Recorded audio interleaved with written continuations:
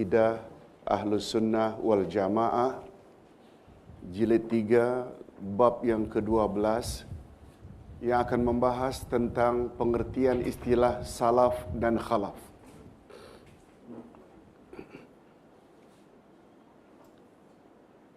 Hadirin dan hadirat rahimakumullah.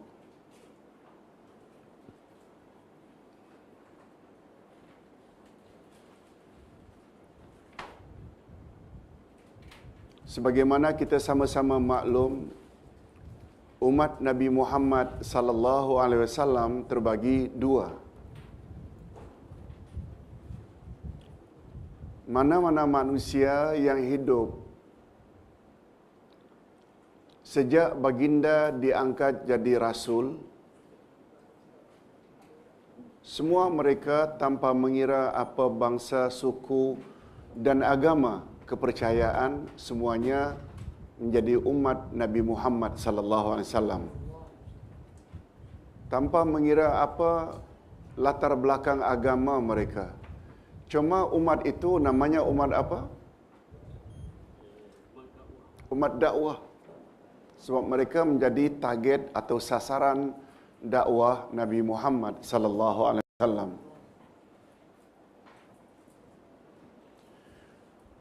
Walaupun mereka pada asalnya beragama langit. Istilah agama langit, masih ingat? Agama yang turun dari langit.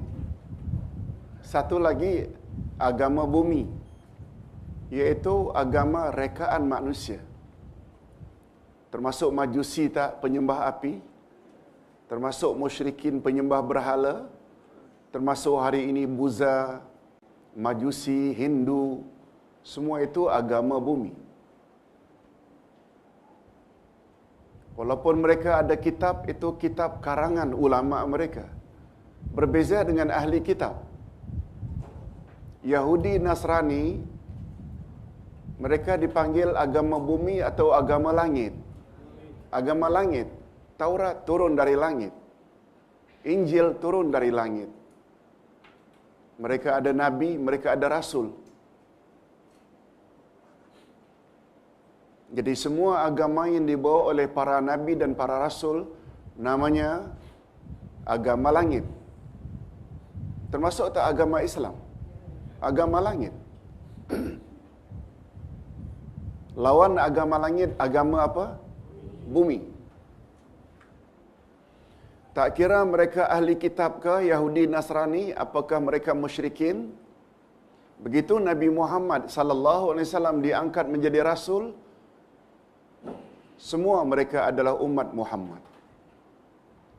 Cuma dalam kategori umat dakwah. Begitu Nabi Muhammad sallallahu alaihi wasallam mula menyebarkan ajaran Islam, lalu ada yang memeluk agama Islam, masuk agama yang Nabi Muhammad bawa. Mereka juga adalah umat Muhammad tak? Umat apa pula? Umat ijabah. Ijabah dari kata jawab. Mereka memberi respon. Mereka memberi reaksi. Lalu ramai-ramai memeluk agama Islam yang Nabi Muhammad bawa sallallahu alaihi wasallam. Namun demikian,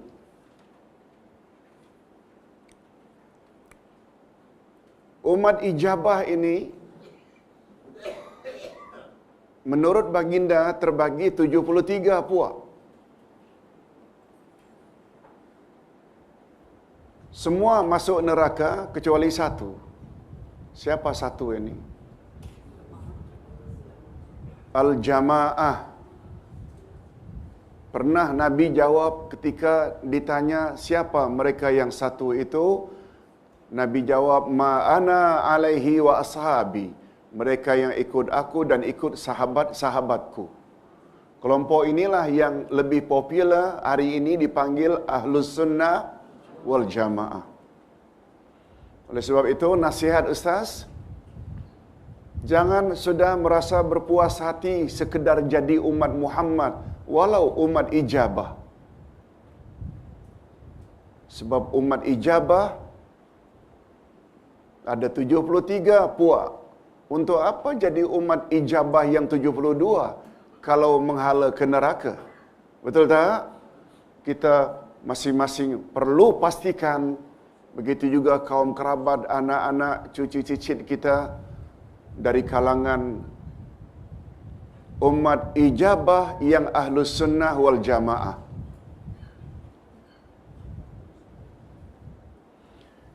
Cuma kalau mau kita detailkan lagi, bagi lagi, ada ahlus sunnah wal jamaah yang cenderung kepada salaf.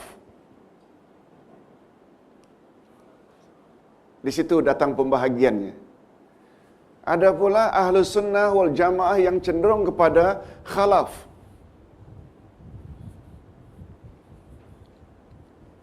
Dapat faham rajahnya macam itu? Mula-mula umat dakwah, umat ijabah. Tinggalkan umat dakwah. Mana-mana agama lama datang Nabi Muhammad tidak mau memeluk Islam, agama yang baginda bawa, itu confirm neraka tempatnya. Betul tak? Sebab boleh tak mereka dikatakan kafirun, kufar. Jangan dikira umat ijabah semuanya masuk syurga. Boleh faham? Ada berapa cabang semuanya umat ijabah? 73, 72 daripadanya masuk neraka. Kecuali satu, ahlus sunnah wal jamaah. Hari ini kita lihat, semua orang mendakwa ahlus sunnah wal jamaah. Tapi ahlus sunnah wal jamaah yang mana satu? Idaman qalbu. Kalau Ustaz melihat, ada yang ikut salaf, ada yang ikut khalaf. Ini pembahasan hari ini nih.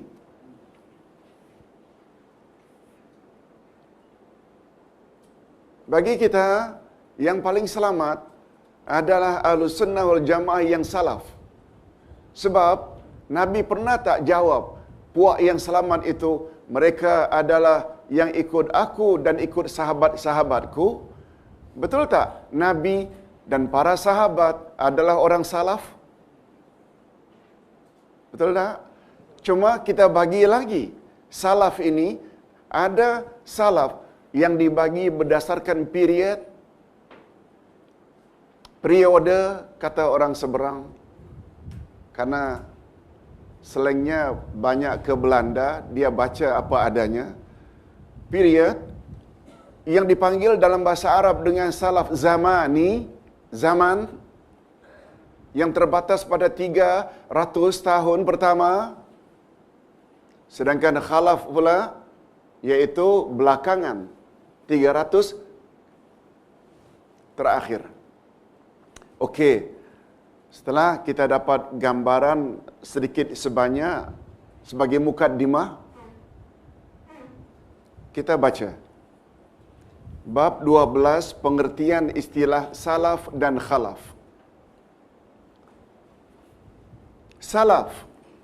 Salaf menurut bahasa, sesiapa yang mendahului kamu daripada ibu bapakmu dan kerabat yang berada di atas kamu dari segi umur dan kelebihan.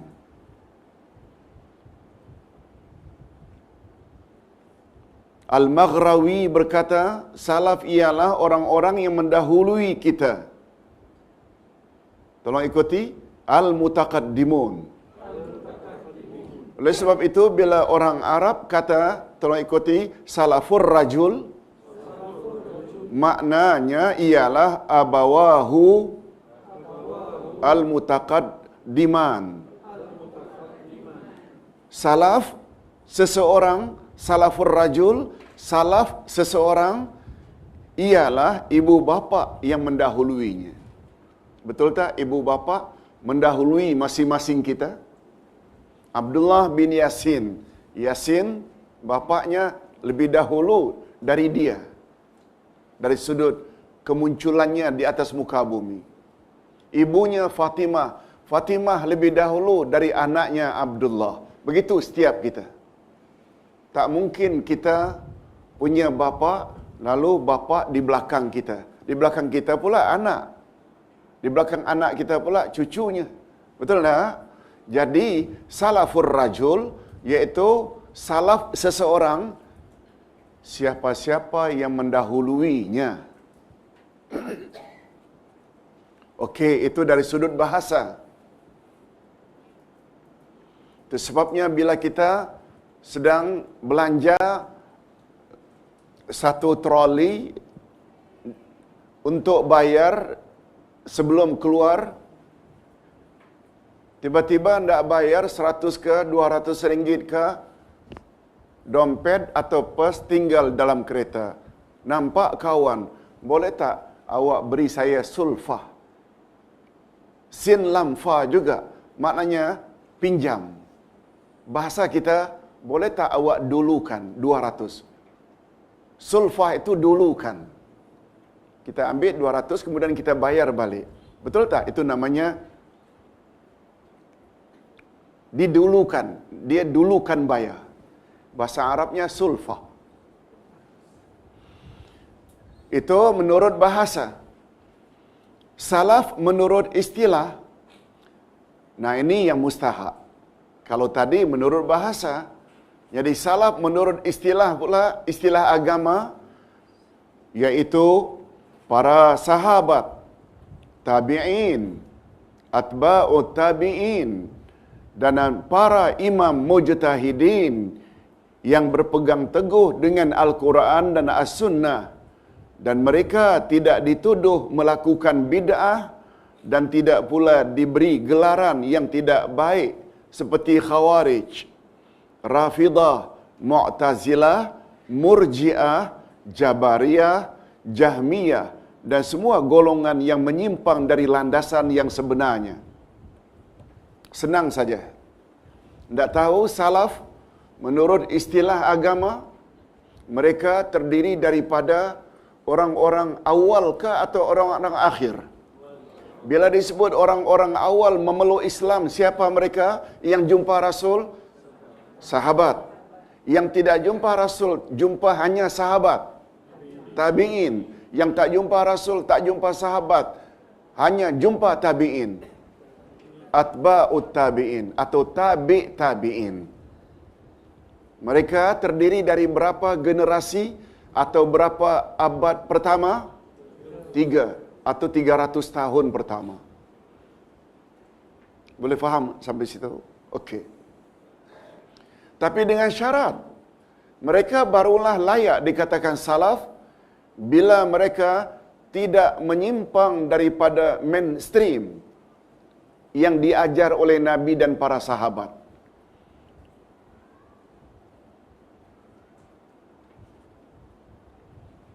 Mereka yang hidup pada zaman sahabat atau tabi'in, tapi tidak ikut aliran perdana zaman itu, termasuk tak Khawarij, yang dengan mudah mengkafirkan orang lain, termasuk tak Mu'tazilah, termasuk tak Rafidah atau Syiah, semuanya hidup pada 3 kurun pertama juga. Tapi mereka tidak ikut arus perdana sebagaimana yang dibawa oleh Rasulullah dan Khulafa'ur Rashidin. Boleh faham tak?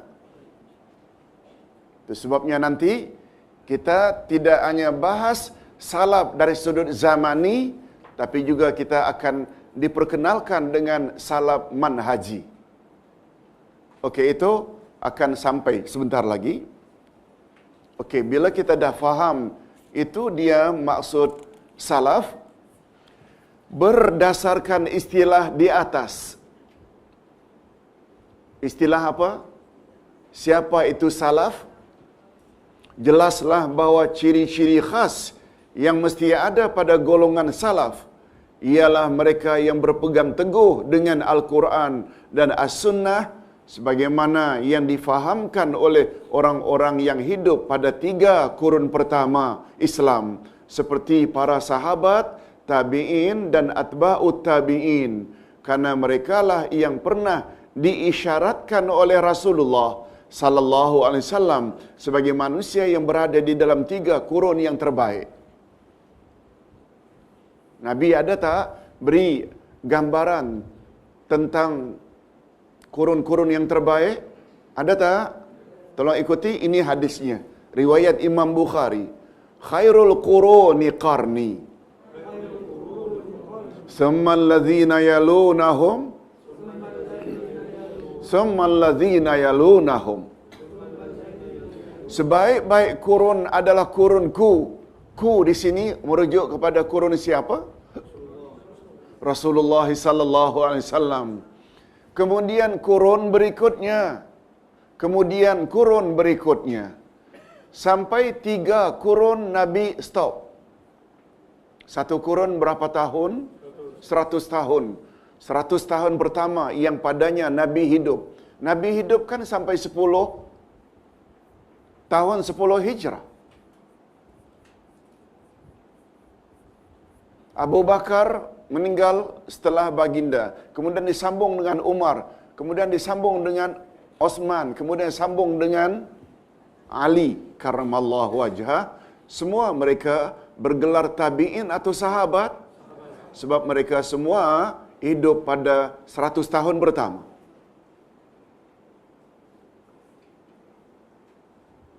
Syekh Muhammad Al-Khafaji berkata, cuba kita tengok pandangan Syekh Muhammad Al-Khafaji.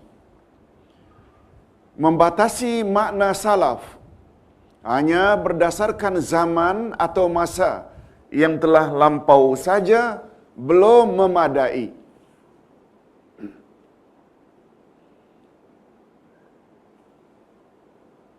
Barangkali hadirin dan hadirat masih ingat, puak Khawarij betul tak muncul selagi Sayyidina Ali masih hidup? Betul tak? Apa makna Khawarij? Golongan yang keluar dari barisan Sayyidina Ali. Sayyidina Ali sahabat. Meninggal atau dibunuh tahun 40. Betul tak 40 itu masih lagi 100 pertama? Muncul Khawarij. Apakah boleh dikatakan Khawarij itu salaf? Dari sudut zaman memang betul munculnya zaman itu. Tapi mereka punya manhaj, mereka punya metod, mereka punya sistem, jalan atau perjalanan mereka bercanggah tak dengan salaf. Itu sebabnya mereka bukan salaf.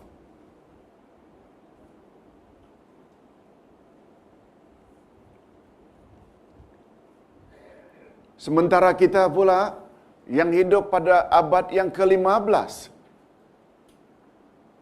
sudah kita tinggalkan zaman salaf zamani itu sudah 12 abad, 1200 tahun. Tapi kita boleh tak berpegang kepada manhaj salaf? Pemahaman itu tu pemahaman para sahabat. Boleh tak? Yang itu tu namanya salaf apa? Zamani atau manhaji. Manhaji. Yes, kita bukan salaf zamani sebab kita sudah tinggalkan salaf zamani 12 abad yang lalu, tapi kita boleh pak punya pegangan macam pegangan baginda Abu Bakar, Umar, Osman, Ali. Boleh tak?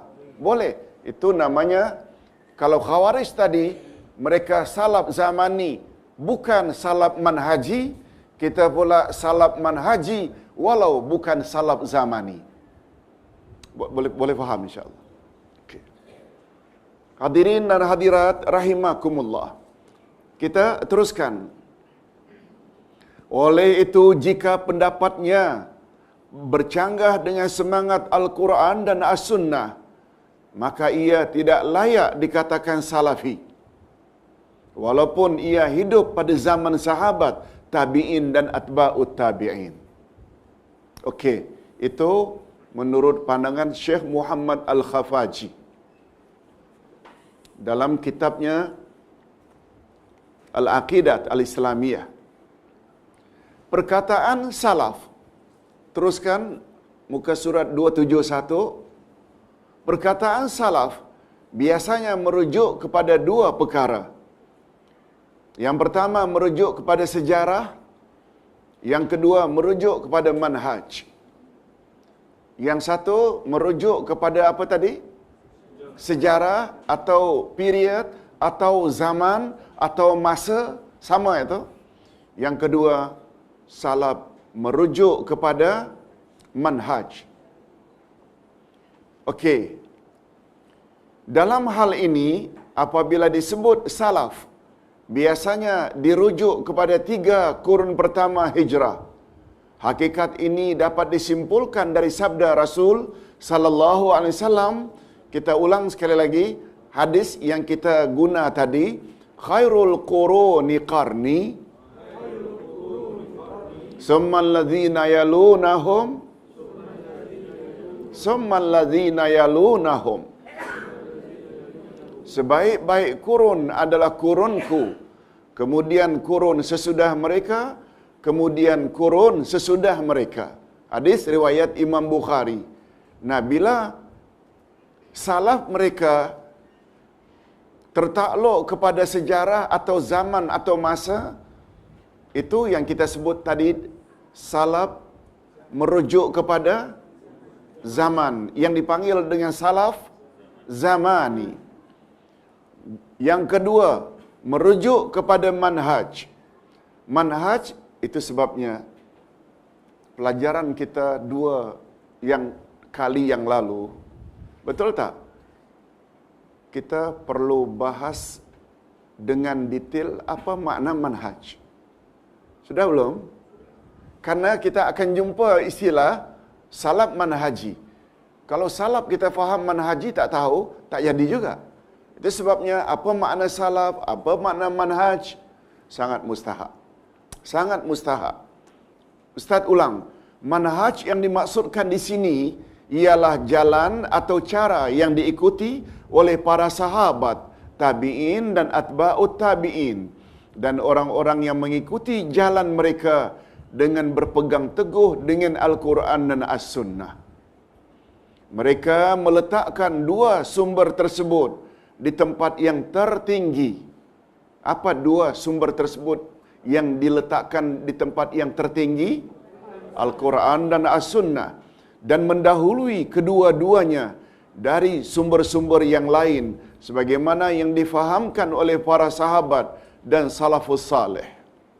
Okey, dah faham itu. Lalu penjelasan lagi. Pengertian pertama,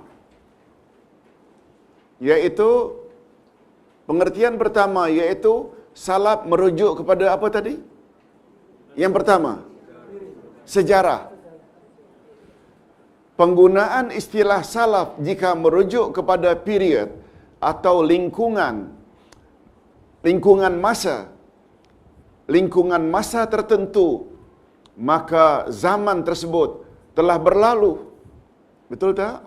Telah berlalu, 3 kurun pertama telah berlalu dan berakhir setelah generasi tersebut meninggal dunia. Jadi salaf menurut pengertian pertama ini disebut salaf zamani. Tolong ikuti, salaf zamani. Okey. Pengertian yang kedua, pengertian atau penggunaan istilah salaf jika dilihat dari sudut manhaj, maka ia masih wujud. Salaf zamani masih wujud atau sudah berlalu? Salaf zamani sudah berlalu. Betul tak kita telah tinggalkan 12 abad yang lalu?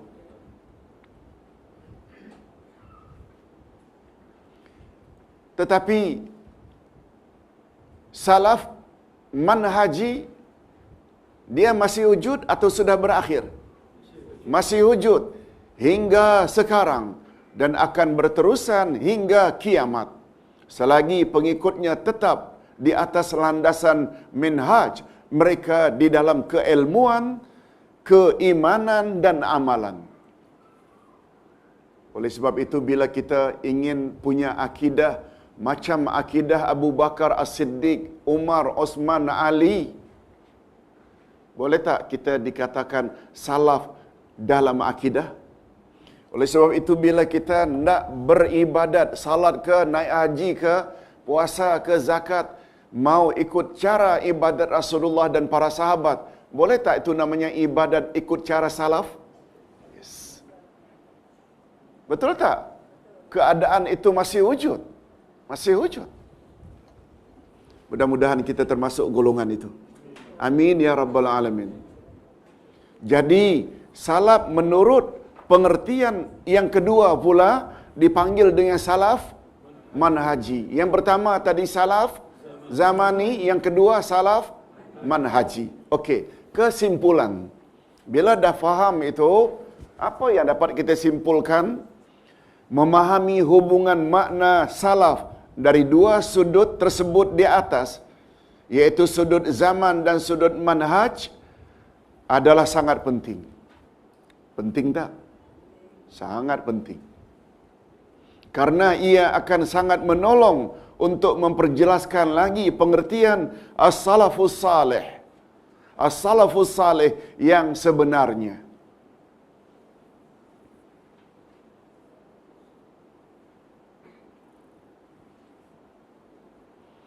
Oleh sebab itu, bila ada orang yang sezaman dengan baginda Rasul sallallahu alaihi wasallam, barangkali dia dipanggil salaf juga karena sezaman.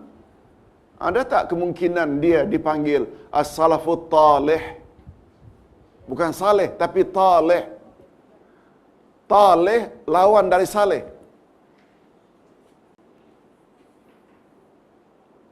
Abu Jahal, Abu Lahab, semuanya adalah terdapat pada zaman salaf.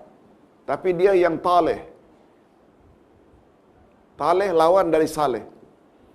Oleh sebab itu yang kita perlu ikut salafus saleh, yang saleh-saleh. Betul tak kalau disenaraikan salafus saleh yang paling utama dan pada ranking yang paling tinggi, Khulafaur Rasyidin yang 4. Itu yang tertinggi setelah Nabi Muhammad sallallahu alaihi wasallam.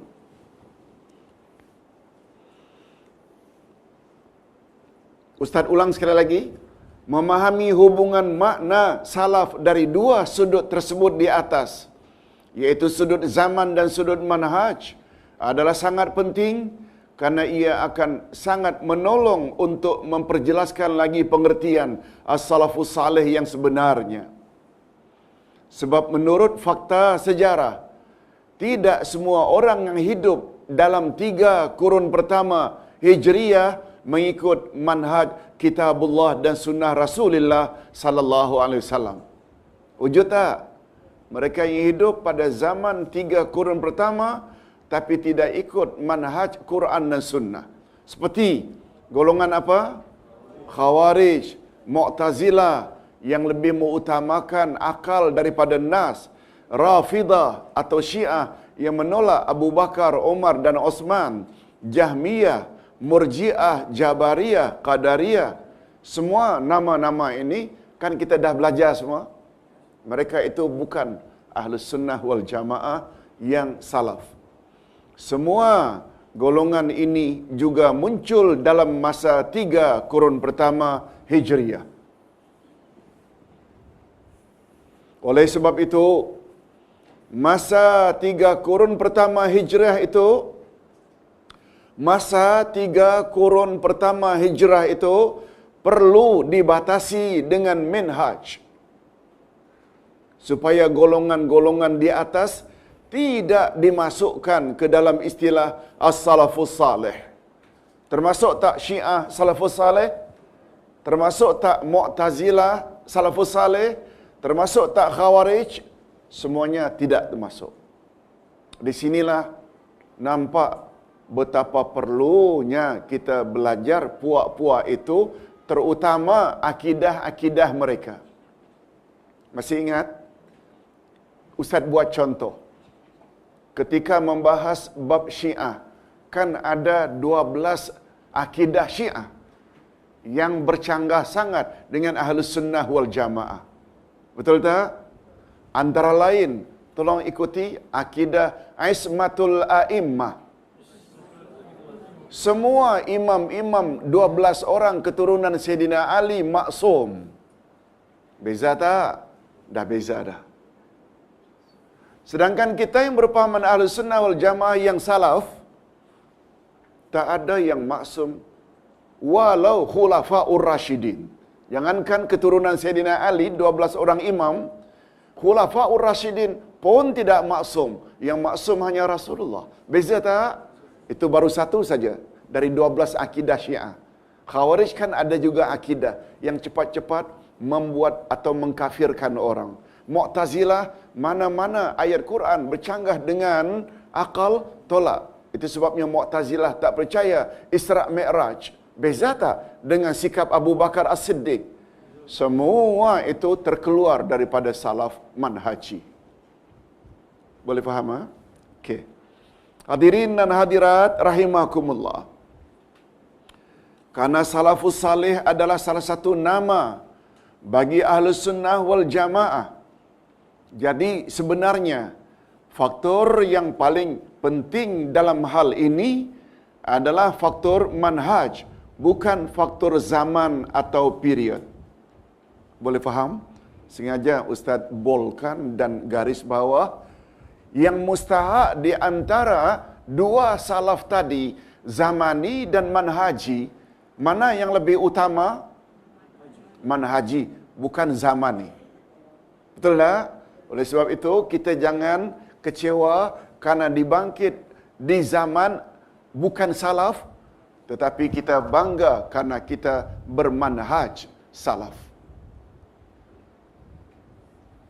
Hadirin dan hadirat rahimakumullah, untuk menguatkan lagi hujah ini, perhatikanlah firman Allah berikut. Tolong ikuti. A'udzubillahi minasyaitonirrajim. وَالسَّابِقُونَ الْأَوَّلُونَ مِنَ الْمُهَاجِرِينَ وَالْأَنصَارِ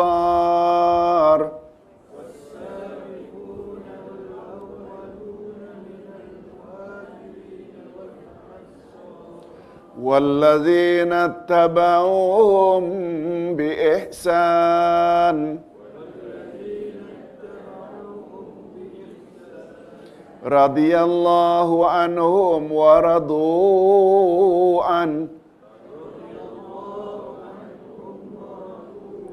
wa a'adda lahum jannatin tajri tahtahal anhar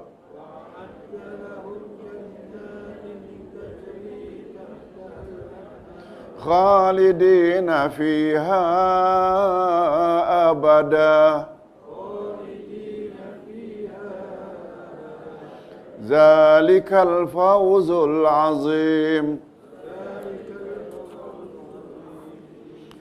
Orang-orang yang terdahulu lagi yang pertama-tama masuk Islam di antara orang-orang muhajirin dan ansar dan orang-orang yang mengikuti mereka dengan baik.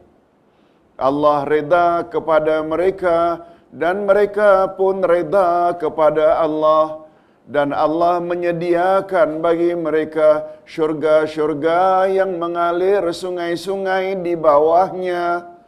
Mereka kekal di dalamnya. Itulah kemenangan yang besar.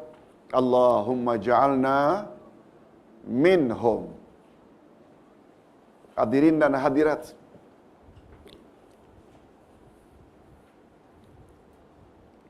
kata Sayyidina Umar radhiyallahu anhu ketika menafsirkan ayat,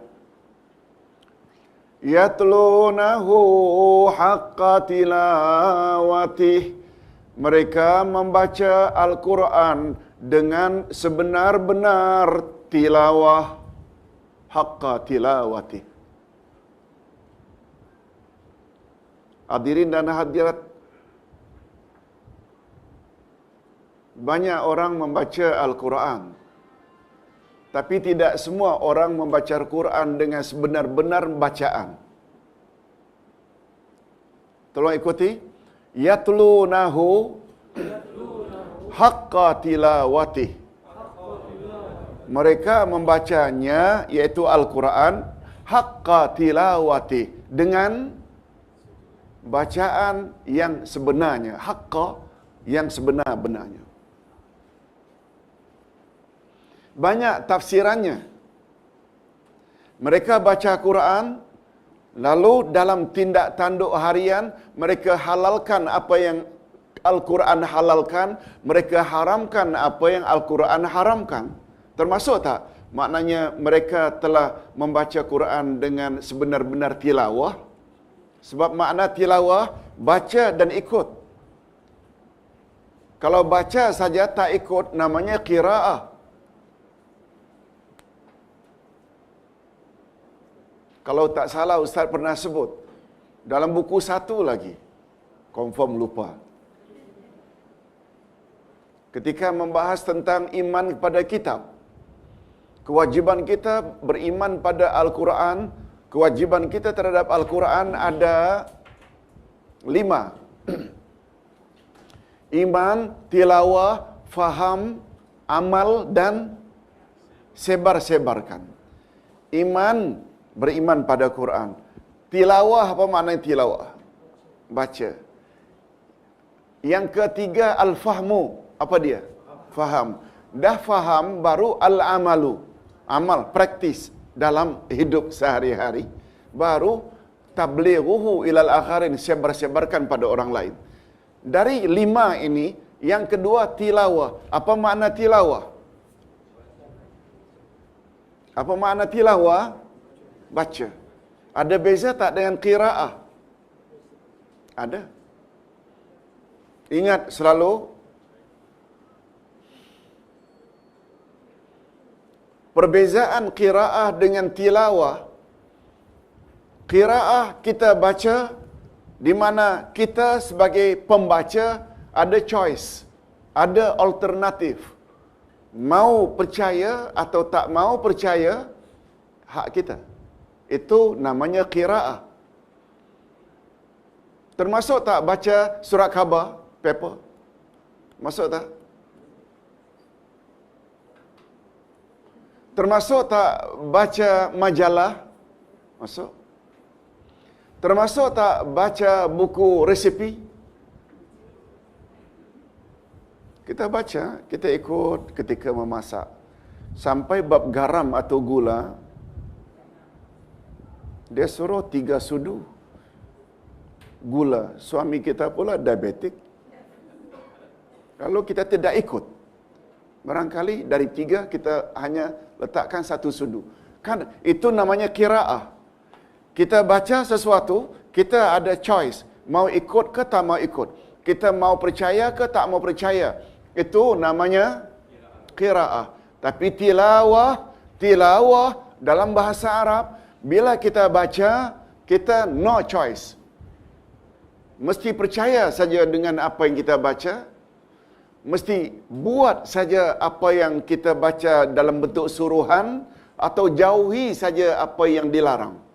Oleh sebab itu, tilawah istilah khas untuk Quran sahaja. Tilawah istilah untuk apa? Quran sahaja. Lalu Ustaz nak jelaskan sedikit tadi. Tolong ulang sekali lagi. Yatlunahu haqqa tilawatih. Mereka membaca Al-Quran dengan sebenar-benar tilawah. Tadi menurut Abdullah ibnu Mas'ud, Abdullah ibnu Abbas, kita baca yang disebut di situ halal, kita halalkan. Disebut di situ haram, kita haramkan. Seperti umpamanya Allah berfirman. Tolong ikuti. Wa ahallallahu al-bai'a wa harrama ar-riba. Allah halalkan jual beli dan Allah haramkan riba. Riba kita haramkan, jual beli kita halalkan. Itu namanya sebenar-benar tilawah. Nah, sekarang pandangan Umar Ibn Khattab pula. Yatlunahu haqqa tilawati, orang itu baca Quran dengan baca yang sebenar-benar. Bila jumpa ayat-ayat tentang syurga atau nikmat atau petunjuk, dia akan berdoa. Ini yang kita tadi tak doa. Itu yang Ustaz ajak. Tolong ikuti. Allahumma ja'alna minhum.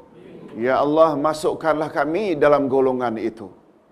Tapi bila kita baca ayat-ayat tentang azab atau neraka, kita berhenti sejenak lalu na'udzubillahi min zalik.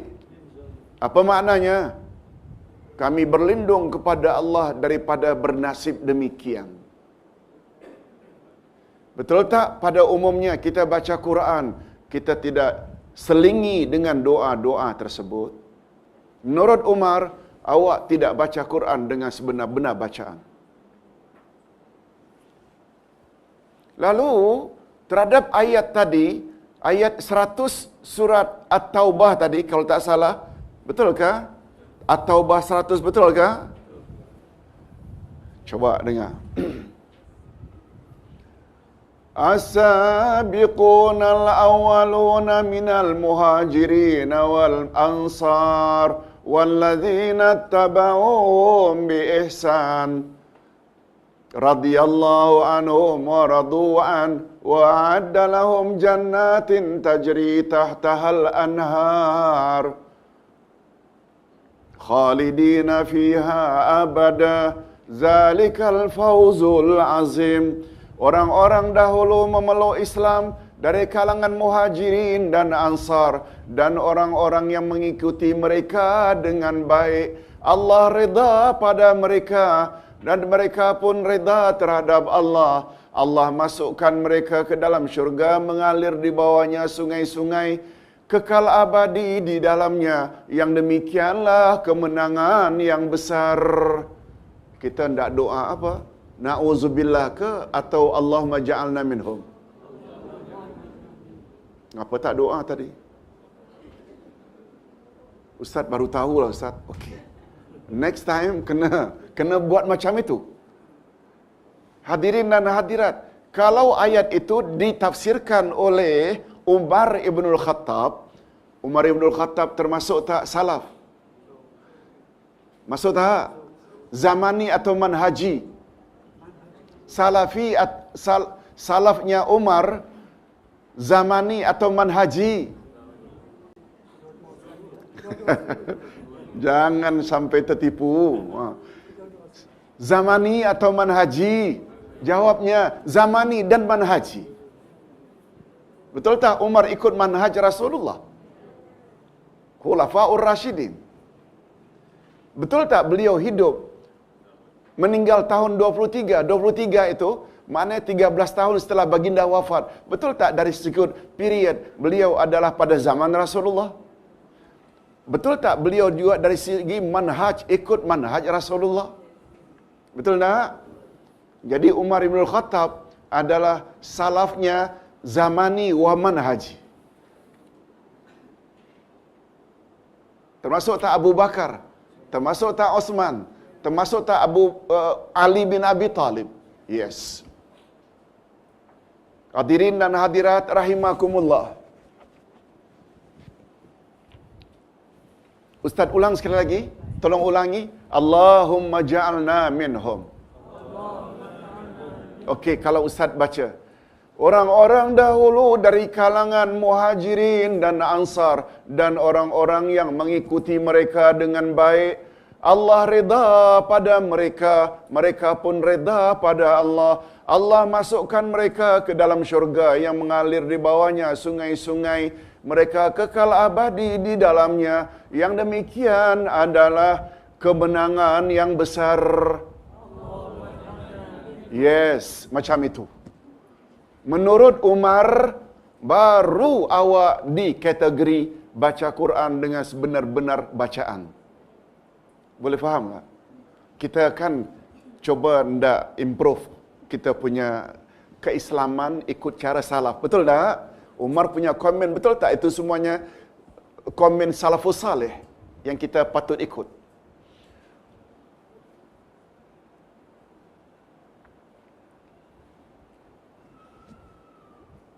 Tolong pasang, jangan salah pasang. Jangan salah pasang. Bersegeralah kamu mendapat ampunan Allah dan syurga yang lebarnya bagaikan jarak antara langit dan bumi. Tersedia hanya untuk orang-orang yang bertakwa.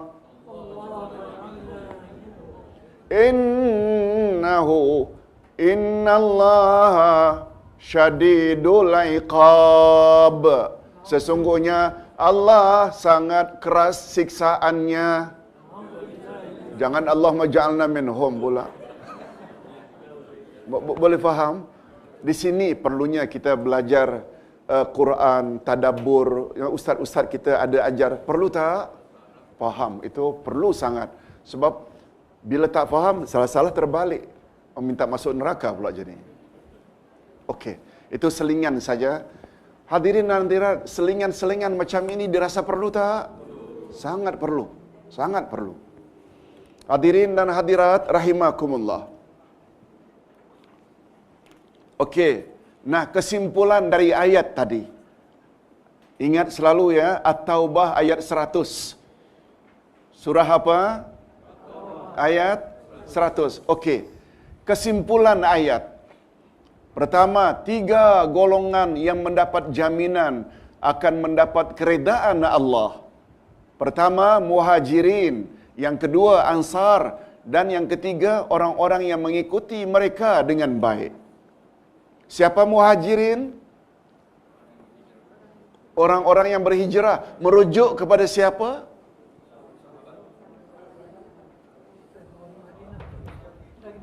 Orang-orang yang berhijrah dari Mekah ke Madinah. Termasuk tak orang yang berhijrah dari Indonesia ke Malaysia? Tak. Yang berhijrah daripada JB ke KL? Tak. Yang hijrah dari Singapura ke Malaysia? Juga tidak. Yang berhijrah dari Malaysia ke Perth, Australia? Juga tidak. Sebab Al-Muhajirin, Ustaz ada sebut dulu, Alif Lam depan Muhajirin itu kan definitif. Muhajirin. Dah tertentu dah. Al-Ansar, orang mana pula? Kita Muhajirin atau Ansar? Ustaz ni suka menipu lah. Muhajirin tidak? Atau Ansar? Dua-dua tidak.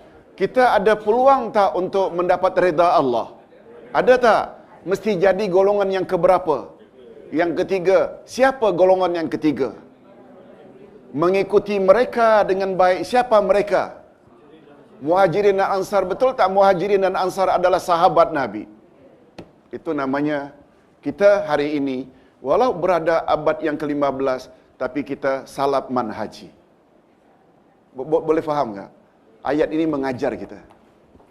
Lihat, Quran penuh dengan rahsia-rahsia macam ini. Yang kedua, Muhajirin.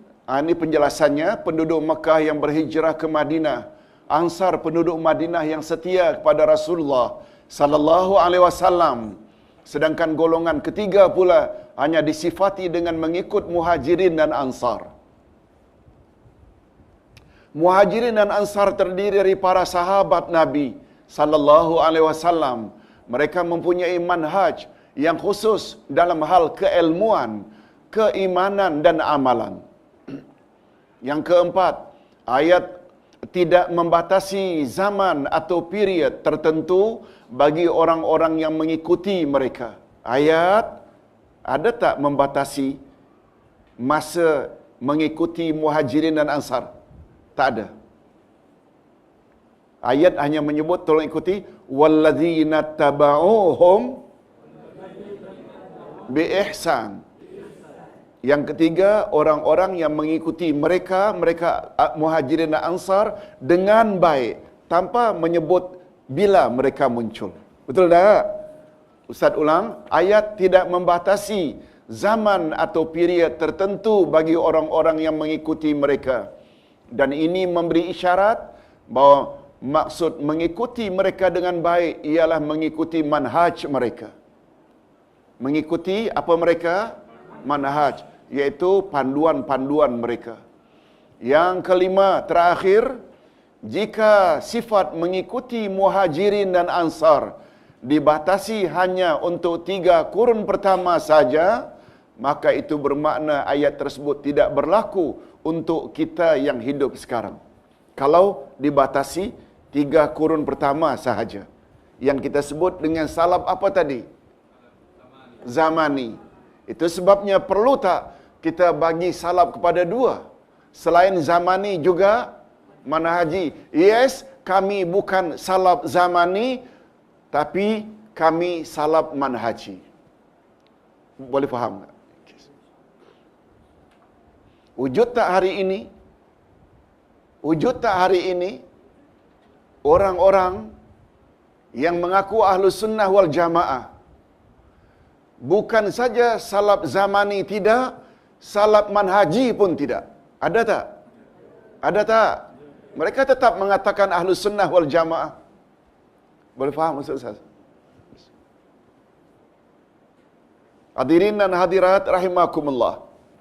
Bila kita dah faham makna salaf, sekarang kita hendak berpindah pula apa dia lawan salaf, iaitu khalaf. Tolong ikuti khalaf. Salaf, khalaf. Khalaf dari kata khalfa. Al-jidaru khalfa al-ustaz. Dinding di belakang ustaz. Atau apa sajalah yang belakang itu, khalaf itu belakang. Salaf depan. Okey.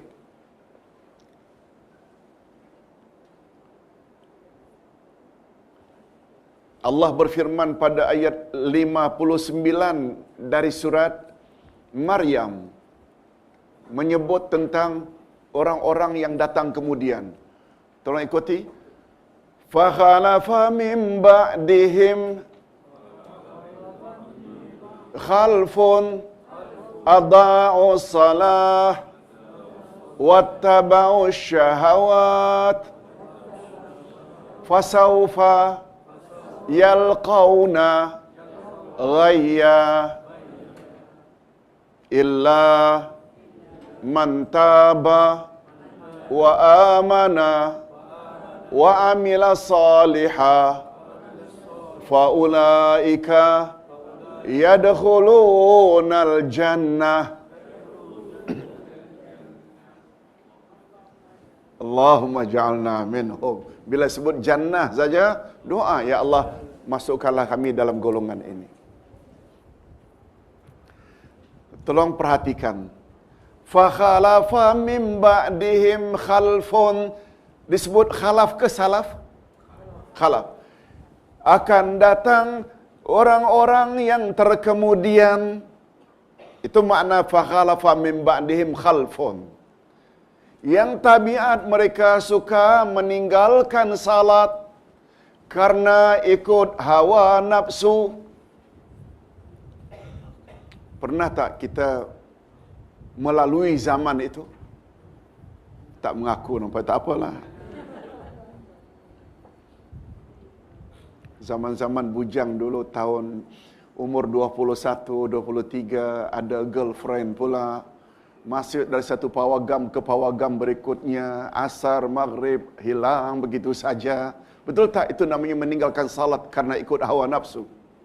Businessman, businesswoman hari ini, bila meeting lepas zuhur, asar, biasa saja karena tidak majukan bisnes. Ada tak? Boleh tak itu termasuk meninggalkan salat karena ikut hawa nafsu? Itu maksudnya. Mereka akan tergolong ke dalam golongan orang-orang yang sesat. Itu ayat 59. Na'udzubillahi min dzalik. Illa kecuali man taba, orang yang tobat, wa amana, dan dia taba, tobat, amana, beriman, wa amila salihah, dan beramal saleh. Tadi banyak tinggalkan salat kerana ikut hawa nafsu. Mereka sesat tak? Lalu Allah kecualikan, mereka tak jadi sesat. Kecuali mereka yang tobat dan beriman dan beramal saleh. Fa ulaika yadkhulunal jannah. Mereka layak masuk syurga. Nah, itu haqqa tilawati. Ada pengajaran tak dari ayat itu? Ustaz, dulu kami banyak tinggalkan salat. Perlu tak kami qada? Atau cukup taubat saja? Kecuali orang yang taubat. Syarat taubat nasuha. Tinggalkan tabiat suka meninggalkan salat. Kalau dosa lain, tabiat dedah aurat, tinggalkan, taubat. Yang kedua syaratnya menyesal, dulu jahil. Yang ketiga syarat taubat, azam tidak ulang lagi kesilapan masa silam. Kan itu taubat. Setelah taubat dari salat itu yang ditinggalkan, mereka betulkan iman mereka. Attend kelas akidah. Masuk tak kelas ini? Ya. Attend kelas akidah. Murnikan tauhid, iman. Jangan ada syirik khurafat. Satu lagi apa dia? Wa amila salihan. Buat banyak amal-amal saleh. Terutama 10 hari pertama Zulhijjah. Betul tak? Hari-hari yang tidak ada tolok bandingannya dari sudut ganjaran. Hatta jihad fisabilillah. Barangkali guru-guru itu banyak sebut perkara ini. Ada tak disebut pengecualian itu mesti qada? Dalam ayat itu ada sebut tak qada? Tobat, mantapkan iman, pertingkatkan amal saleh. Ini yang ulama berpendapat tak perlu qada. Cukup tobat, mantapkan iman, banyakkan amal saleh. Mereka layak masuk syurga. Sekedar pencerahan saja. Kalau ada orang kata wajib qada, ada kata tak wajib qada. Yang tak wajib qada gunakan ayat ini. Mana letaknya qada? Tak ada illa man qada. Hanya ada illa man taba. Apa makna taba? Wa amana. Iman. Wa amila salihah. Cuma yang mengatakan qada gunakan qiyas. Mau Ustaz sebutkan sedikit sebagai tambahan maklumat. Salat bagi orang yang tertidur ketika dia bangun. Salat bagi orang yang terlupa ketika dia ingat. Biasa dengar hadis ini. Lalu mereka pun ambil kesimpulan, kalau terlupa saja mesti kita salat ketika ingat, apalagi bila kita tinggalkan dengan sengaja. Boleh faham? Ini namanya pengambilan hukum melalui qiyas, analogi, qiyas. Apa kata imam-imam salaf yang lain? Tolong ikuti. La qiyasa fil ibadah.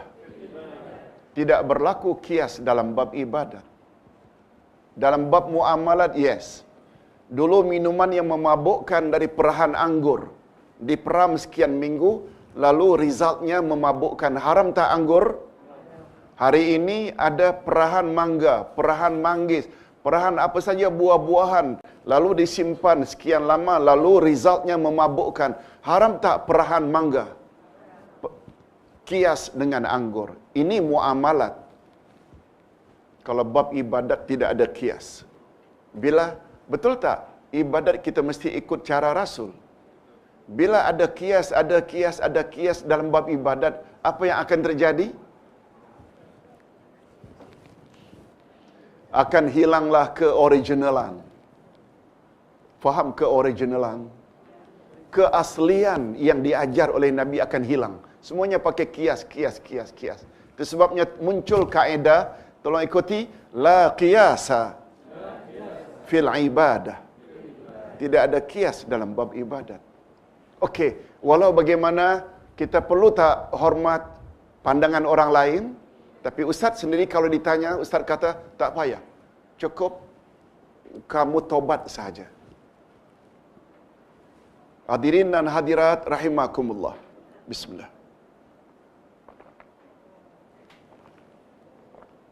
Surat Maryam tadi ayat berapa? 59-60. Ya, 2 ayat. Hadirin dan hadirat rahimakumullah. Hadirin dan hadirat, kita kena ingat, ada tak orang yang baru balik setelah umur 60 tahun? Ada tak? Barulah kenal telekong dah pencen, umur 58. Sebelumnya minum arak, ini semua. Bagi mereka perlu apa? Kalau dikalkulat dengan kalkulator, sekian tahun, akhirnya terduduk dia. Macam mana nak qada ni? Betul tak? Boleh tak akhirnya dia akan fras? Islam kata cukup taubat saja. Bila kamu taubat dengan taubat nasuha, orang yang taubat nasuha, dia akan dapat apa? Segala dosanya diampuni oleh Allah. Tolong ikuti ayat 8 dari surat At-Tahrim. Ya ayyuhallazina amanu tubu ilallahi taubatan nasuha asa rabbukum ayyukaffira ankum sayiatikum wa yudkhilakum jannatin tajri min tahtihal anhar. Hei orang-orang yang beriman, bertobatlah kamu kepada Allah dengan tobat nasuha. Dengan berbuat demikian, yakni tobat nasuha, Allah hapus dosa-dosamu dan Allah akan masukkan kamu ke dalam syurga. Yes, macam itu. Dengan tobat nasuha, segala dosa dihapuskan dan dimasukkan dalam syurga.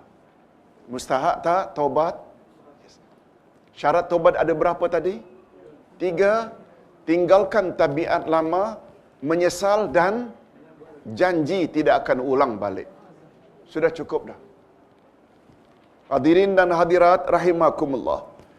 Kita berbalik kepada makna khalaf.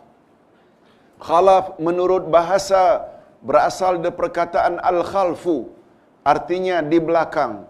Lawan quddam. Quddam itu di depan. Atau tolong ikuti al-qarnu ba'dal qarni. Yakni kurun sesudah kurun. Maknanya di depan atau di belakang? Di belakang. Adapun khalaf menurut istilah syarak ialah orang-orang yang datang sesudah 3 kurun pertama Hijriyah yang disebut salaf. Sebagaimana yang diisyaratkan oleh Rasulullah sallallahu alaihi wasallam di atas dalam hadisnya, sebaik-baik kurun adalah kurunku, kemudian kurun yang mengiringinya, kemudian kurun yang mengiringinya. Hadis sahih tak? Yes, riwayat Imam Bukhari. Hanya saja sebagaimana salaf, maka penggunaan istilah khalaf juga dapat ditinjau dari 2 sudut. Pertama, merujuk kepada zaman. Yang kedua, merujuk kepada manhaj. Khalaf jika ditinjau dari sudut masa, maka mereka adalah orang-orang yang hidup pada zaman sesudah 3 kurun Hijriah pertama. Kalau dilihat daripada zaman, betul tak kita adalah khalaf? Kita hari ini termasuk khalaf, betul tak? Bila ditinjau dari sudut period atau zaman, masa. Yang kedua, khalaf merujuk kepada manhaj. Khalaf jika ditinjau dari sudut manhaj, ialah orang-orang yang mendukung ilmu kalam atau falsafah Yunani di dalam mereka menetapkan perkara-perkara yang berkaitan dengan akidah Islam. Di samping mereka juga mentakwilkan ayat-ayat yang mereka anggap mutasyabihat. Boleh faham? Dah mula kita. Akhirnya kita akan jumpa salaf. Bila ditanya Allah di mana, dia akan jawab salaf manhaji. Bila ditanya Allah di mana, mereka kata Allah di langit. Kalau ditanya betul tak Allah itu bersemayam di atas arasy, mereka jawab betul. Karena ayat Quran 7 ayat Quran menyebut Allah bersemayam di atas arasy. Tapi mereka yang khalaf dari sudut manhaj, mereka takwilkan. Kalau ditanya kepada mereka khalaf manhaji, manhajnya khalaf, di mana Allah? Mereka jawab khalaf manhaji,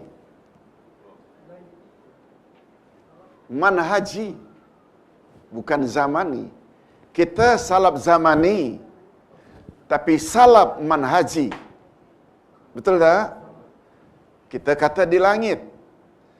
Tapi mereka yang khalaf manhaji, tidak ikut salaf. Bila ditanya Allah di mana, mereka akan jawab Allah di mana-mana. Apabila dikatakan Allah bersemayam, mereka percaya atau takwilkan kepada makna lain. Takwilkan. Itu dia khalaf manhaji. Sudahlah khalaf dari sudut zamani, mereka juga khalaf dalam manhaji. Kita salaf dalam zamani, betul tak?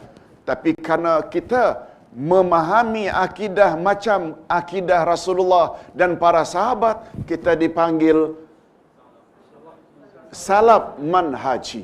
Kita ikut mereka punya cara, keilmuan mereka.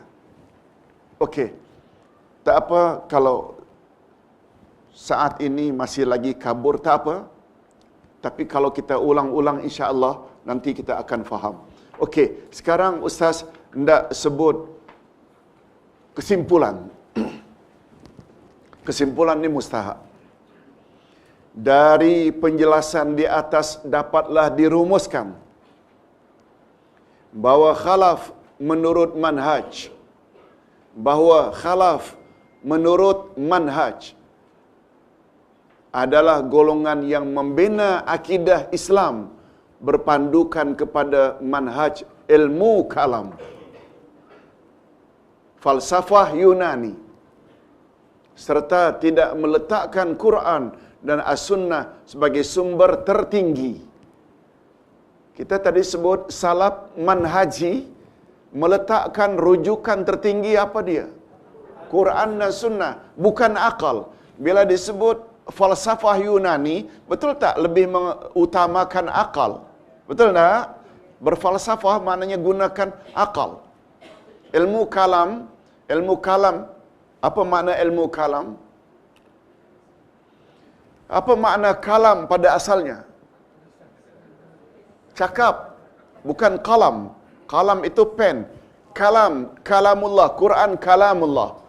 Ilmu kalam, ilmu yang banyak bercakap, berdebat, suka berdebat.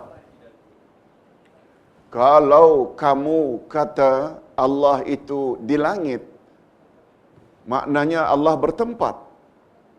Sedangkan mu pula di bumi juga bertempat. Kesimpulannya, bila kamu katakan mu bertempat di bumi, Allah pula di langit, yang membawa makna Allah juga bertempat, dia punya kesimpulan, kamu telah menyamakan Allah dengan kamu. Banyak cakap macam itu tu namanya ilmu kalam. Berbelit-belit. Untuk pengetahuan semua, belajar sifat 20, itulah dia ilmu kalam.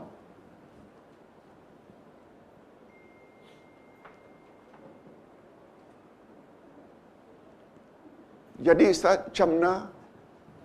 Jawab sendirilah. Ini belum lagi kita bercakap, kita dah belajar tak Al-Asma'ul Husna? Pada penghujung buku 2, kan ada kaedah-kaedah nama-nama dan sifat Allah. Di antara kaedah sifat Allah yang 7 itu, dalam setiap nama Allah ada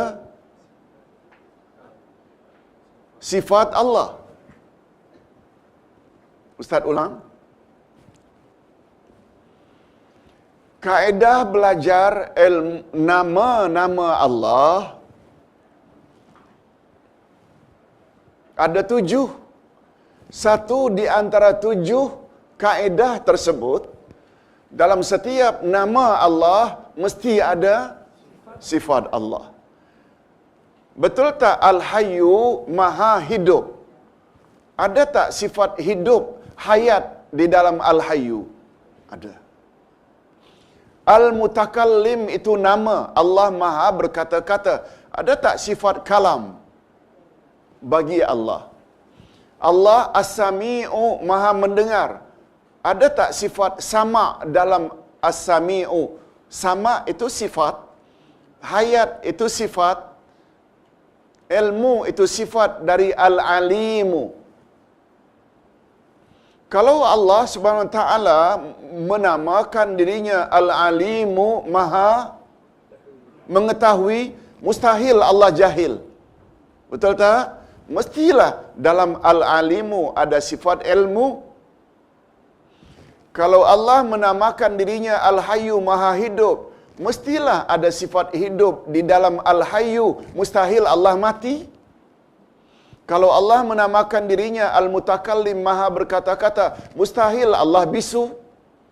Mestilah ada sifat kalam. Kalau Allah menamakan dirinya As-Sami' Maha mendengar, mustahil Allah pekak.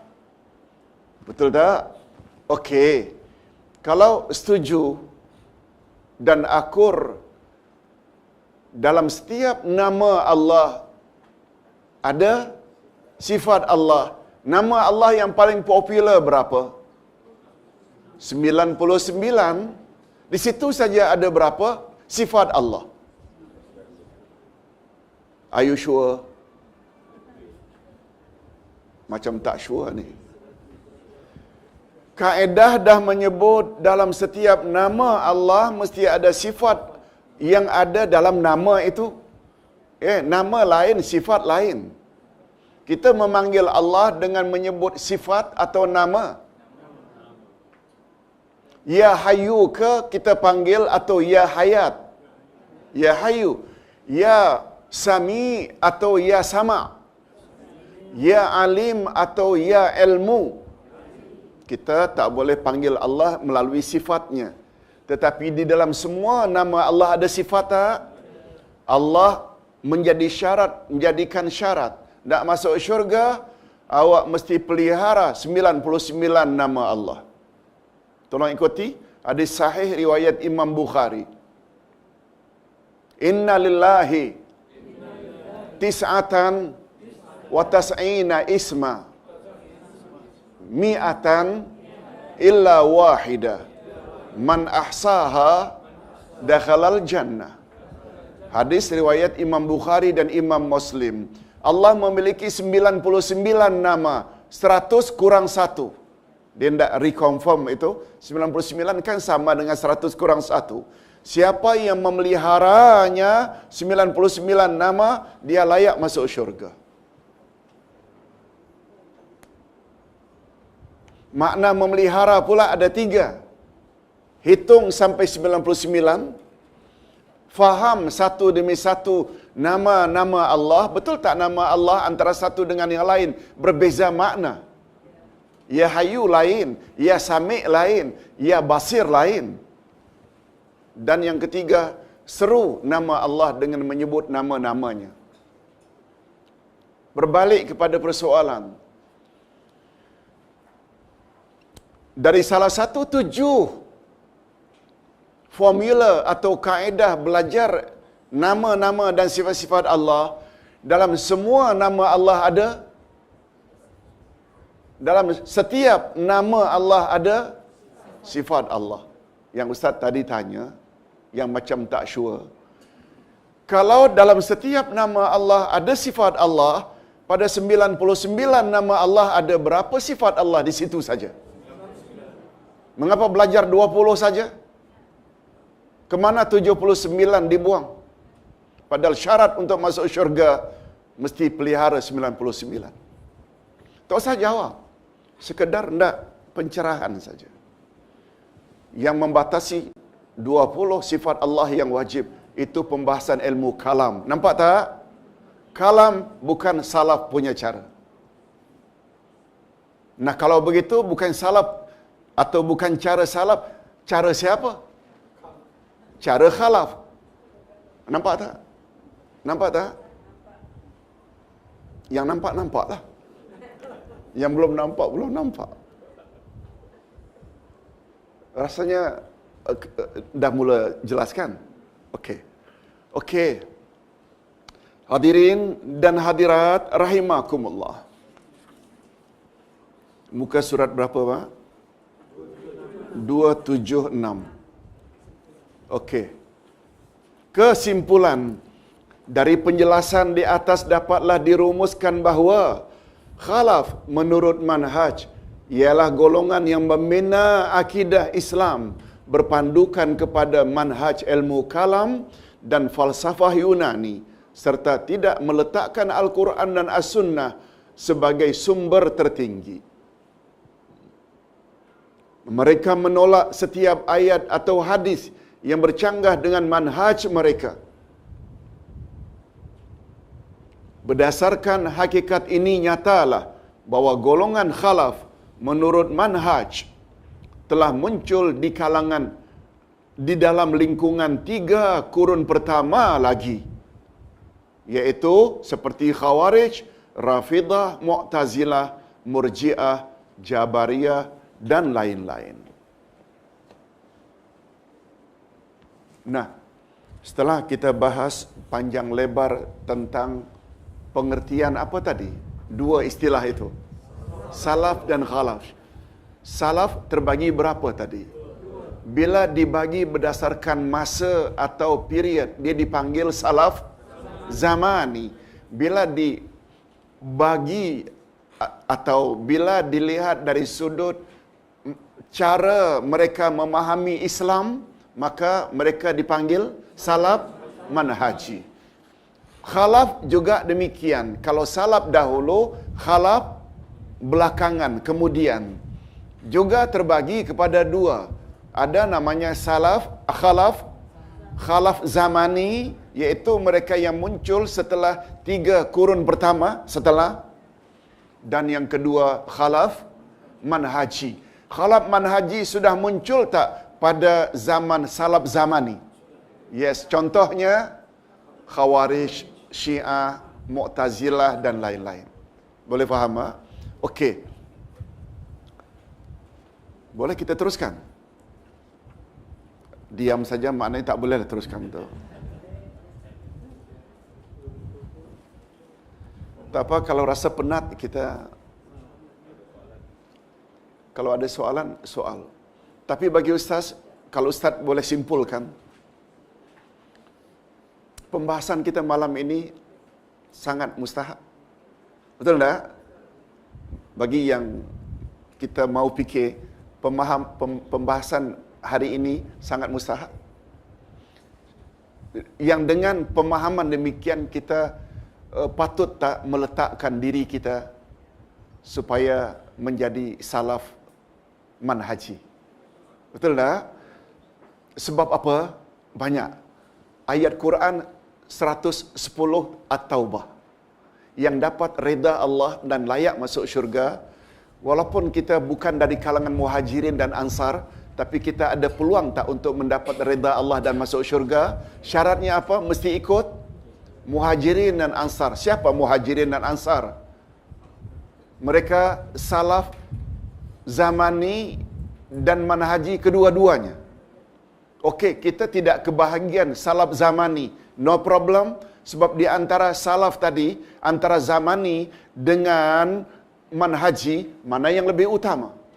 Jangan kita bersedih karena tidak termasuk salaf zamani. Untuk apa jadi salaf zamani kalau kita jadi Khawarij? Untuk apa jadi salaf zamani kalau kita Syiah? Betul tak? Walaupun kita bukan salaf zamani, tapi kita salaf manhaji. Boleh faham? Ya. Ya. Silakan. Tak dengar, Pak.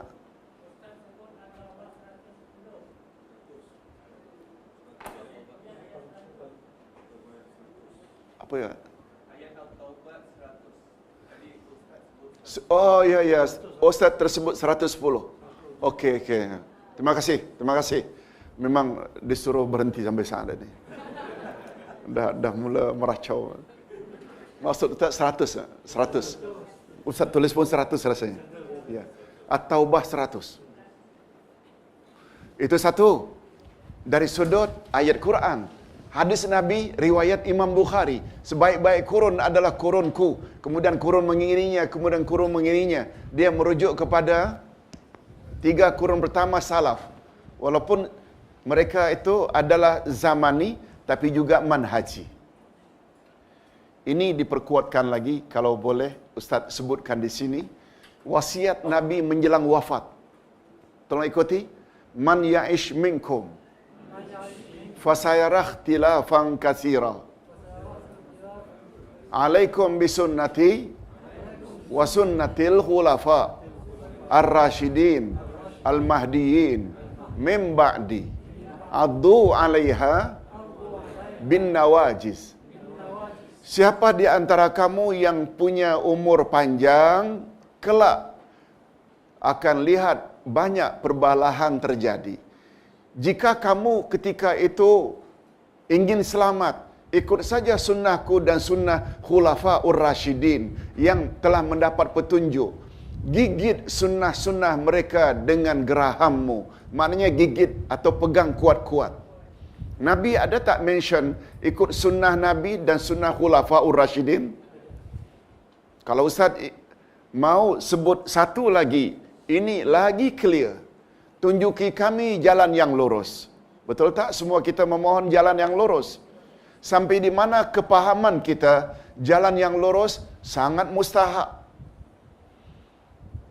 Ayat tersebut ditafsirkan oleh siratal ladzina an'amta alaihim.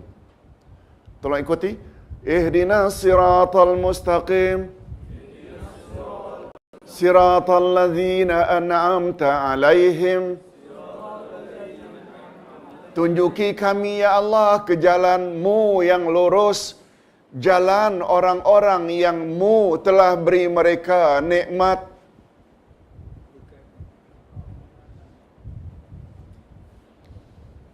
Bukan jalan orang yang dimurkai, bukan pula jalan orang yang sesat. Okey, kita ambil jalan orang-orang yang telah Engkau beri nikmat. Betul tak itu tafsiran orang yang mendapat siratal mustaqim? Kekaburan dalam ayat ini, siapa yang telah dapat nikmat, Allah explain lagi pada ayat 69 An-Nisa. Tolong ikuti. Wa may yuti'illaha war rasul fa ulaika ma'al ladzina an'ama Allahu 'alaihim minan nabiyyin was-siddiqin wasyuhada was-salihin wa hasuna ulaika rafiqa. Barang siapa yang taat pada Allah dan Rasul, barang siapa yang taat pada mereka kelak akan dihimpun bersama-sama dengan orang-orang yang Allah telah beri mereka nikmat. Siapa taat pada Allah dan Rasul, dia akan dihimpun oleh Allah dengan bersama orang-orang yang mendapat nikmat. Lalu Allah sebut, yaitu nabi-nabi, siddiq-siddiq, orang-orang yang mati syahid, syuhada, dan orang-orang saleh. Wa hasuna ulaika rafiqa. Merekalah sebaik-baik teman. Dapat tak jawaban siapa golongan yang telah confirm mendapat nikmat Allah? Perjalanan mereka lah jalan yang lurus. Dapat tak jawaban di sini? Ustaz tak sebut dulu. Apa sebab ayat itu turun? Seorang sahabat Nabi ditemui oleh Nabi seminggu kemudian tak jumpa. Pucat, lesu. Nabi tanya, "Ya fulan, mengapa kau jadi macam ini? Tak semacam mana seminggu yang lalu aku lihat kau segar." Coba dengar apa sahabat itu jawab. Ya Rasulullah, saya ini kalau sehari tak jumpa Tuan, dah mula gelisah. Takut-takut Tuan dibunuh. 2 hari, 3 hari, makan pun sudah tak sedap, tidur pun tak lena. Mengenang Tuan, macam mana nasib Tuan? Boleh faham? Maknanya begitu rapat dengan Rasul. Seminggu kemudian Nabi tengok dia kurus sekurus-kurusnya karena mengenang Rasul. Turun ayat tadi seolah-olah memberi isyarat.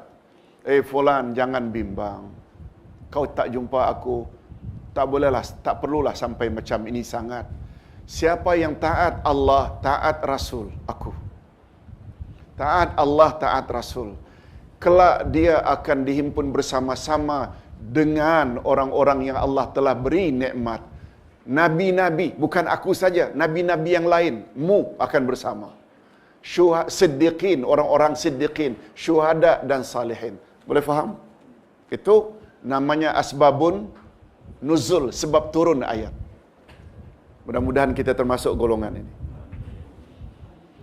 Cuma jawaban yang dapat kita ambil dari kesimpulan ayat itu, jika kita ingin berada di dalam atau di atas jalan yang lurus, perlu tak kita jadikan 4 kelompok ini sebagai role model kita? Contoh teladan kita, betul tak? Role model dari sudut apa? Pakaian ke? Dari sudut kenderaan ke?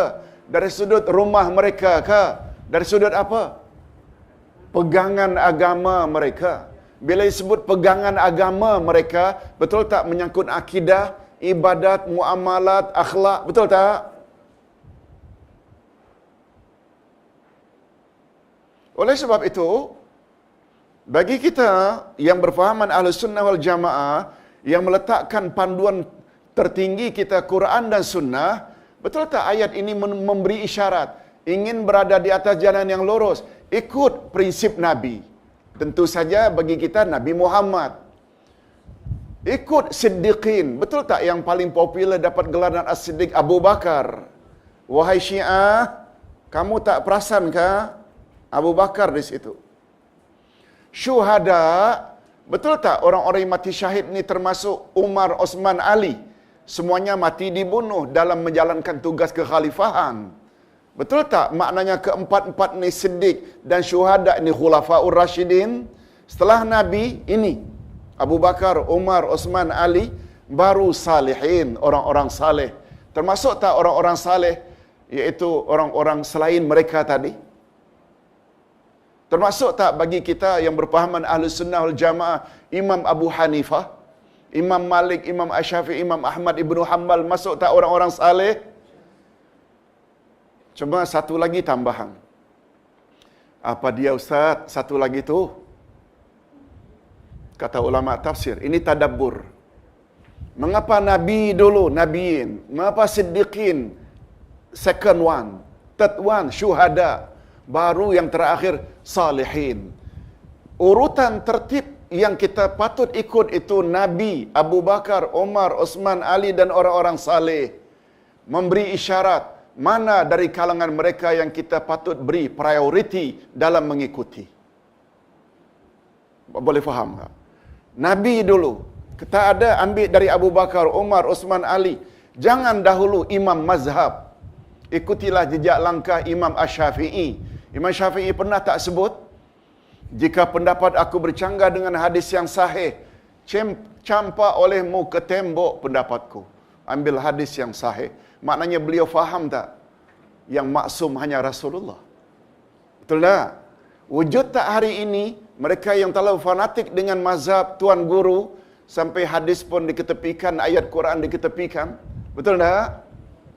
Ini semua dalam kategori, dalam pembahasan salaf dan khalaf. Boleh faham tak? Ayat Quran memberi kita panduan begitu. Itu sebabnya Nabi bersabda, tolong ikuti, taraktu fikum amraini in amsaktum bihima lan tadillu abada al-Quran wa sunnati. Dari Imam Malik dalam kitabnya Al-Muwatta, Nabi bersabda, aku tinggalkan dua pedoman untukmu wahai umat. Selagi kamu berpegang teguh, kamu tidak akan sesat selama-lamanya, iaitu Quran dan sunnahku. Dan Imam Malik juga berkata, ketika berada di depan atau di samping kuburan Nabi. Apa kata Imam Malik? Pendapat manusia kita boleh ambil dan kita juga boleh tolak. Kecuali manusia yang terkubur di dalam kuburan ini. Sambil menunjuk kubur siapa? Nabi Muhammad sallallahu alaihi wasallam. Ustaz kira cukup sampai di sini dulu. Ada apa-apa pertanyaan? Tak ada. Okey. Subhanakallahumma wa bihamdika asyhadu an la ilaha illa anta astaghfiruka wa atubu ilaik. Assalamualaikum warahmatullahi